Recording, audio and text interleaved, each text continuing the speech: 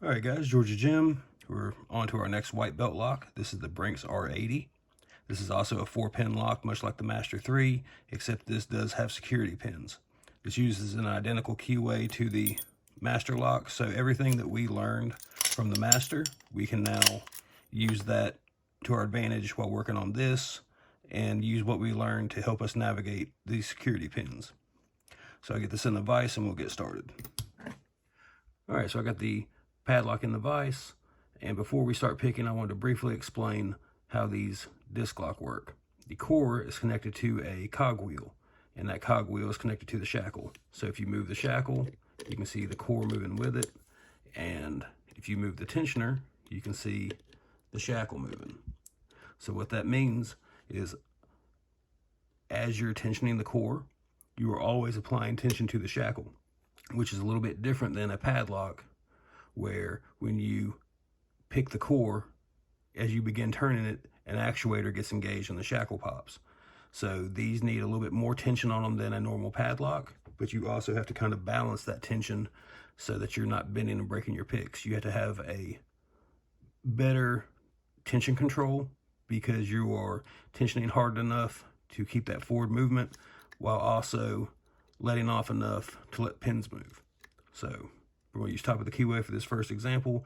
Because of that, I'm using a deeper hook. Where pin 1 is loose, 2 is loose, pin 3. Got a small click on 3. It's a low cut pin. 4 is binding very tightly, so I'm going to let off some tension. We have 4 picked. Come back and check 3, and I felt the core turn. So we have a false set now, so we only have security pins left. So we have 2 spools, and those are on 1 and 2. So starting on pin 1, I'm using just enough tension to keep the tensioner in the lock. And as I push on the pins, you can see that core counter rotating. You see those lines moving. So I'm going to reapply that tension, and we'll do it one more time. And I'm just using, again, just enough tension to keep that tensioner from falling out. I'm letting the pick lift the pins and rotate the core. So now we have pin 1, and I felt that small click, and that's when I reapplied pressure. So pin 2, again, I'm just letting the pick move the core, and we've come to almost a stop where we've more or less the spool has hit the top of the shear line, and you got no more counter rotation. So I reapplied some tension, and just now I'm going to push on it slightly, and that opened the lock.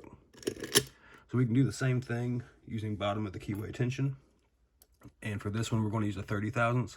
Brinks are weird in that even if it does use the exact same key blank as the other master locks, some of them like 30 thousandths better than 40, and we're going to use a 30 in this one.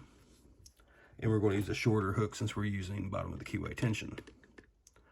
All right, so since we have bottom of the keyway, we're going to go directly under the pins. Pin 1 is loose, 2 is loose, 3. All right, so we got our false set. We're going to check pin 1. All right, now we got a deeper false set, and we're going to go back to pin 2. And we have the lock open. And I'm going to show you one more method. And this method will unlock the lock, but it will not allow you to fully open it. You have to use a different tensioner. These locks have a hole in the back, a drain hole. Make sure everything's locked up. Okay. These locks have a drain hole in the back, and you can see a small bit of the keyway there. We can see some light shining through. You can take a small tensioner and stick it in there. And now you have the entire keyway of the lock open for you to pick from. And you can use your pick and say there's pin 1, 2, there's pin 4. I'm letting off a little bit of tension. All right, we got our false set. Let's just hit pin 1 first. And we're counter rotating. Just trying to do this and keep it all in frame for you guys.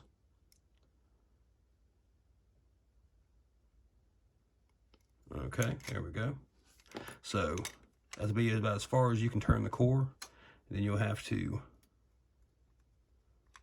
pull this out and then use something like your top of the keyway to finish opening the lock. So that's the Brinks R80. You guys can play around with it, find which tensioning methods are best for you, and just remember when you're setting those spools to only use enough tension to hold that tensioner in place and let the pick move the core for you.